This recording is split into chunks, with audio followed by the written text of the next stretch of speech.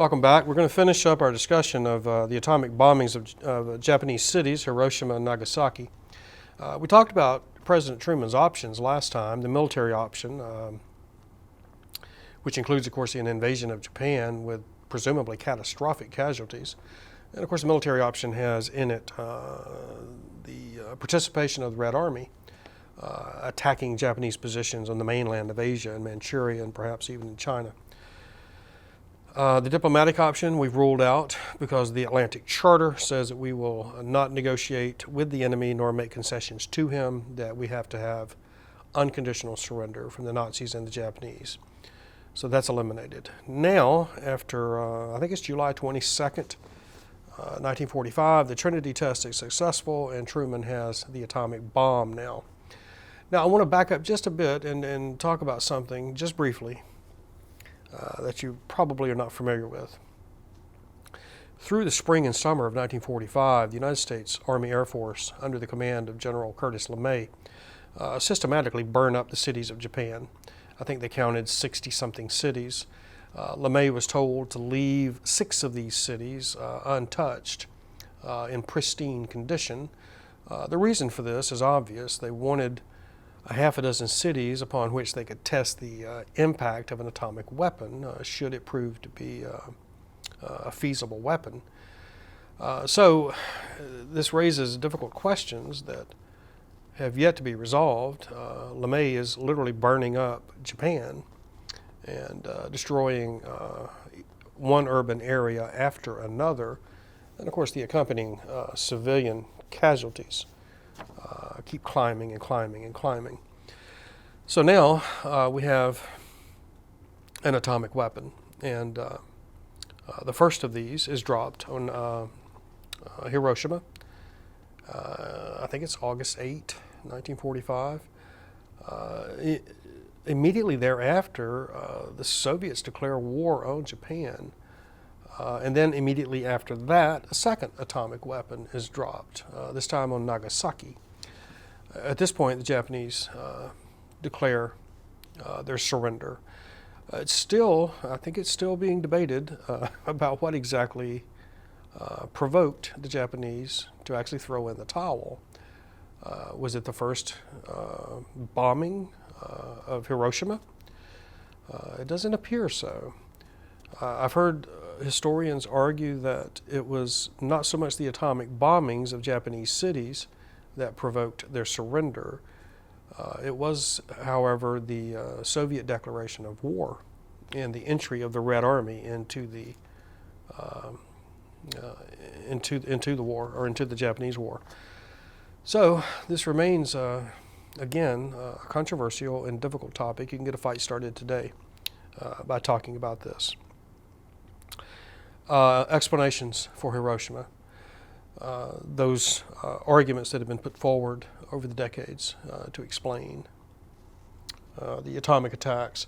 The Orthodox explanation is the one that President Truman and Prime Minister Churchill and the other Western leaders put forward at the time, and that is the atomic bombs were dropped to end the war and to end it quickly, now. It would prevent an invasion with the huge loss of life. The Orthodox position says that not only did the atomic bombs would end the war, but they would save American lives and Japanese lives. That a physical invasion of Japan by the American Army and Marine Corps would have resulted in not only terrible casualties for the United States, but even worse casualties for the Japanese. So the Orthodox position says we end the war quickly and we save lives. In the 1960s, a new generation of historians emerged, and they began to look at the archives, and a new revisionist argument emerged. And it's quite simple. It says that the United States knew that the Japanese were defeated and that it was just a matter of time before the war ended. We could starve them into submission, I suppose. And that the atomic bombings were not designed or meant for the Japanese. They were meant to intimidate Joseph Stalin. There's already cracks forming in the alliance and this relationship we have with the Soviets. You know that FDR is dead now.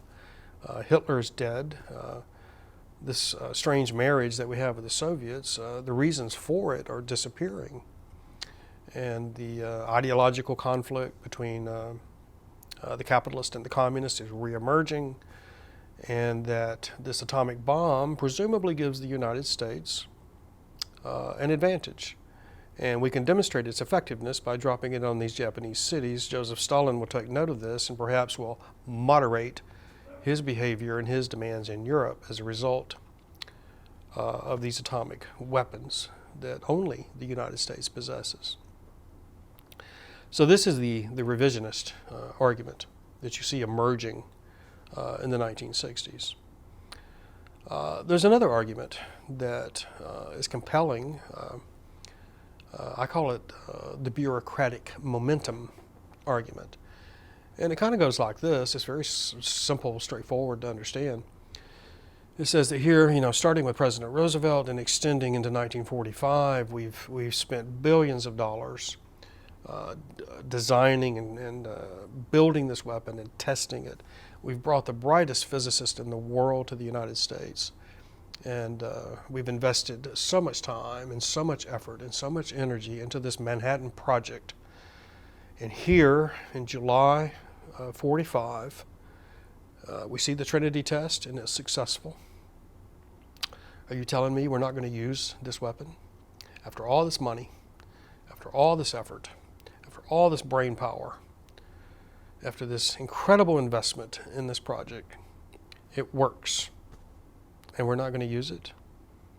You got to be kidding. I think if there'd been nothing left in Japan but a chicken coop, they would have used that weapon. They wanted to see its effects. General LeMay, of course, was ordered to leave 6 Japanese cities in pristine condition, precisely for this reason. So we could carry out what is essentially a sort of ghoulish science experiment to see the impact of an atomic weapon on a large urban area. So we have these 3 explanations, and you can pick and choose, make arguments for or against them. There may be a little bit of each of these explanations may actually be the truth of the matter. What else do I want to say about this? I remember in the mid-90s, well, I started this lecture talking about the controversy at the Air and Space Museum, displaying the Enola Gay photographs of Hiroshima, artifacts, and how this had created a political firestorm in the country. In the mid-90s, I was living on a farm south of Atlanta, and my neighbor, an older gentleman, he would come down and visit. We had a lot of animals. We trained animals for movies and commercials, and he would come down and visit, and we'd talk. We'd lean against the fence post and talk and visit with the animals. And he'd had a knee replacement surgery. He was in his 80s, and he'd get around the farm on his golf cart. And I remember he drove down one day, and we were just shooting the bull, and we got to talking about this topic. It was in the news, this Air and Space Museum controversy. And I said, well, how many people did we lose at Pearl Harbor? And we came up with about 3,000 casualties. And I asked him, I said, how many did the Japanese lose at Hiroshima and Nagasaki? And we came up with about 200,000. And I asked him, I said, does that seem proportional to you? 3,000 and 200,000, does that seem reasonable or proportional? And I'll never forget the look on his face. And he and I were friends. We'd known each other for years.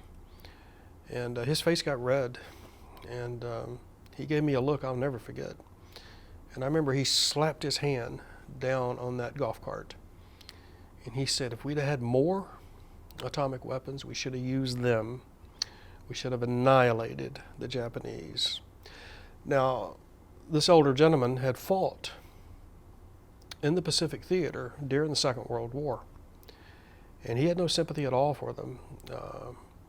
And you find this to be true if this generation, of course, has passed for the most part. But you can look at memoirs of the European and Pacific Wars, and you can see there's quite a difference. The Japanese War was a brutal, brutal conflict, and it created a sense of hatred, I guess is the word. And I've often wondered why this was. Is it because the Japanese would not surrender? Did they fall to the last man?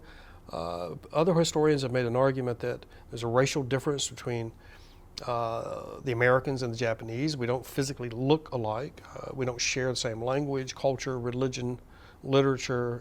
We don't share anything except maybe the air we breathe. And but the Japanese War was brutal, and unlike the German War, which was brutal in its own sense, of course, but there is a difference here, and there may be a racial aspect to it, I'm not sure. But my old friend let me know very quickly that his generation had no sympathy at all for the Japanese. They had attacked us at Pearl Harbor, a surprise attack, a treacherous attack, and that they got exactly what they deserved with the atomic bombings of Hiroshima and Nagasaki. So I'm going to end this there, and in our next session we'll talk about the Holocaust. Thank you.